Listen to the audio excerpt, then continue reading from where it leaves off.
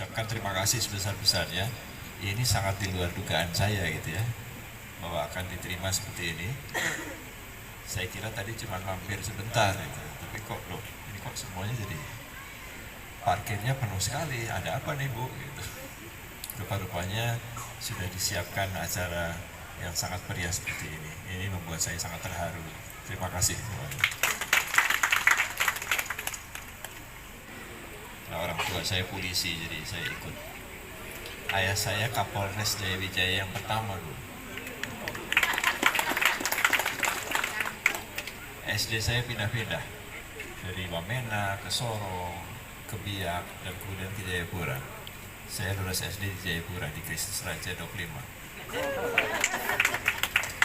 Jadi ini pulang kampung. Jadi setiap ke Papua Barat, saya tidak merasa kunjungan dinas, tapi saya merasa pulang kampung. Kemudian kunjungan saya ke sini adalah untuk beberapa hal, terutama yang berkaitan dengan kepegawaian, untuk menyerahkan beberapa SK yang mungkin besok akan saya serahkan. Pelaksanaan penerimaan CPNS 2018 itu juga di Papua dan Papua Barat ini belum berakhir, belum selesai. Jadi saya masih harus mengawasi agar itu semua selesai. Hanya jika itu semua selesai, maka tahapan berikutnya bisa akan kita lakukan. Jadi untuk penerimaan CPNS maupun P3K itu nanti setelah ini semuanya kita selesaikan. Karena kalau tidak, maka ini akan menjadi hutang yang mungkin menjadi beban juga gitu ya. Nah, jadi kita harus selesaikan. Penerimaan CPNS ini, penerimaan ASN saya menyebutnya. ASN itu ada dua. ASN itu ada PNS dan pegawai pemerintah dengan perjanjian kerja. Pegawai pemerintah dengan perjanjian kerja itu bukan pegawai kontrak. Dia pegawai pemerintah, dia aparatur sipil negara. Ini bekerja untuk pemerintah, seperti juga PNS. Jadi ini suatu jabatan atau profesi yang sangat mulia. Tentu untuk menjadi CPNS maupun calon P3K harus memenuhi persyaratan, walaupun berbeda antara PNS dan P3K. Beda yang paling utama, kalau PNS itu usianya harus di bawah 35 tahun. Kalau P3K boleh sampai 1 tahun menjelang usia jabatan itu pensiun. Jadi misalnya guru usia 60, kalau ada orang usianya 58 tahun, dia boleh mendaftar sebagai PPPK.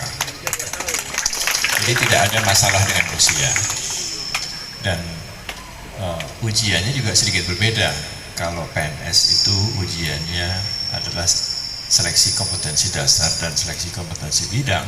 Kalau P3K hanya 1 kali, saja.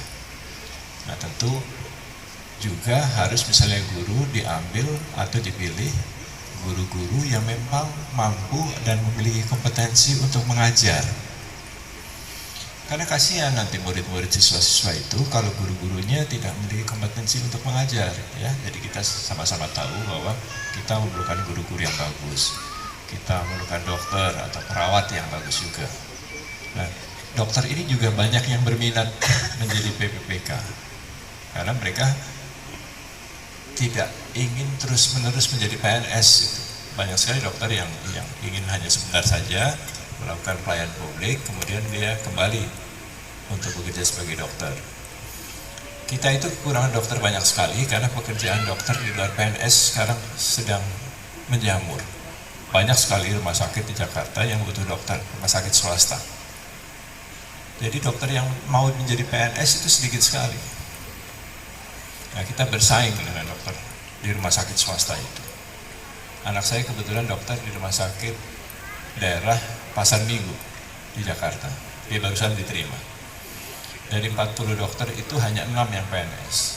Jadi 34 dokter itu swasta.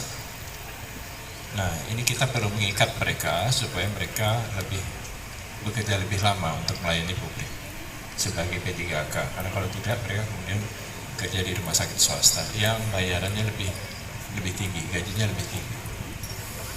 Nah, saya mungkin belum bisa menjanjikan apa-apa karena untuk formasi itu kewenangan Pak Menteri PAN, bukan kewenangan saya. Kewenangan saya adalah melaksanakan proses seleksinya. Jadi untuk tahun ini ada 1,3 juta ASN yang akan diterima. 1 jutanya adalah untuk formasi guru P3K. Yang 300.000 itu formasi PNS dan P3K untuk pusat dan daerah. Jadi mungkin 300.000 itu separuhnya adalah formasi P3K, jadi kira-kira 150.000. Jadi ada 1.150.000 formasi untuk P3K, sedangkan untuk PNS adalah 150.000. Ini jumlah yang sangat besar. Kita tidak pernah menerima pegawai dalam jumlah seperti itu. Ini rekor. Mungkin rekor dunia. Tidak ada negara yang menerima pegawai sebesar itu. Penduduk Brunei ketika saya ke sana presentasi mengenai seleksi CPNS. Seleksi CPNS tahun kemarin itu yang mendaftar 3,5 juta. Raja Brunei bilang, hah? 3,5 juta? Penduduk Brunei cuma 500.000, Pak. Jadi itu jumlah yang sangat luar biasa. Dan saya tidak bisa membayangkan nanti 1,5 juta formasi itu yang akan mendaftar berapa gitu ya. Pasti besar sekali. Itu mungkin pekerjaan setahunan ini, pekerjaan saya hanya akan melakukan seleksi CPNS saja.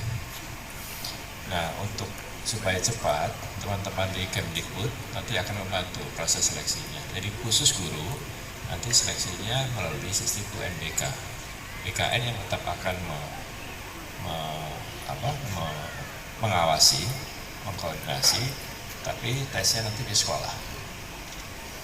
Nah, itu yang akan kita lakukan pada tahun ini, mudah-mudahan dapat cepat dilaksanakan. Saya berharap mungkin bulan setelah